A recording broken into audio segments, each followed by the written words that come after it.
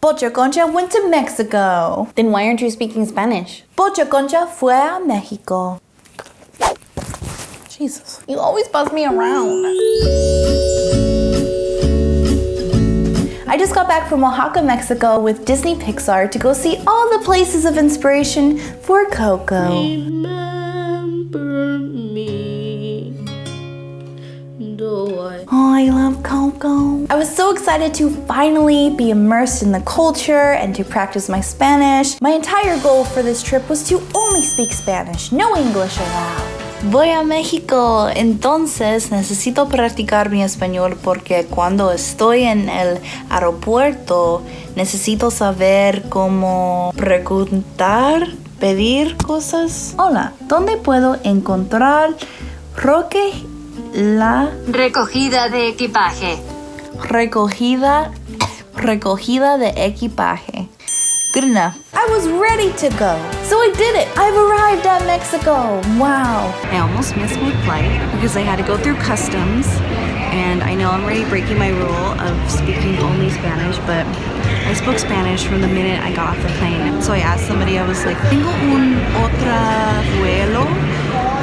¿Dónde está? So when I got to Oaxaca, I got with my group and everybody was of different backgrounds, but they all spoke Spanish and we were conversing, and then it came to me and I was... Even though I had that minor hiccup, I was going to redeem myself because we were about to meet one of the inspirations for Abuela. So I had to have a full conversation with her in Spanish. As she got closer, I started rehearsing all the things that I wanted to say to her over and over again to make sure I got it right.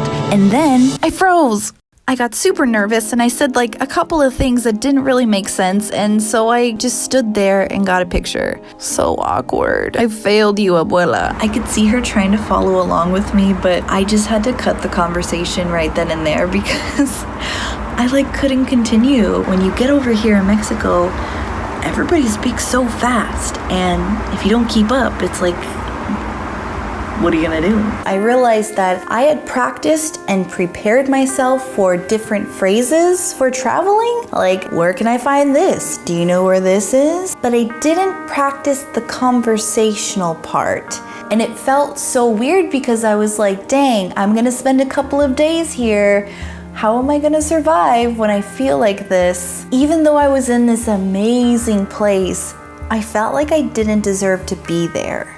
With us on the trip was the co-director and screenwriter of Coco, Adrian Molina. I saw him and I was I'm gonna say hi to him, I'm gonna introduce myself, and I'm not gonna embarrass myself. So I was my name is Maya Murillo, and he was oh, actually, I know you. Somebody just sent me your 60-day Spanish video. And I was what? I even got a little interview with him. You told me that you actually saw my 60-day I did, Spanish video? I was very inspired. I was very empathetic to the process because I'm working on this film. I was in the exact same boat. But this was an opportunity to if there's ever a time to learn about my culture, learn about my language, now's the time to do it. So for the past few years, I've been working on my Spanish, I've been calling my mom.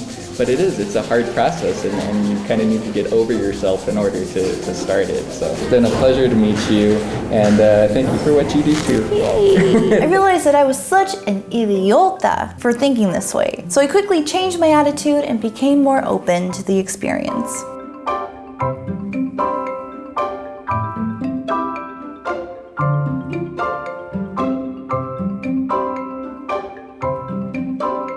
Sometimes we get into these situations that test us, and we convince ourselves that we're not worthy or that we don't deserve this opportunity. How was I in Mexico and not appreciating the beauty and getting in my head about things? I think it was super cool that Adrian actually saw my video and could identify with it. And that was kind of a confirmation to me that, no, you deserve to be here. In the last video, I learned to just let go and that failing is okay. In this experience, I learned that sometimes things may be intimidating, but that doesn't mean you should question your worth.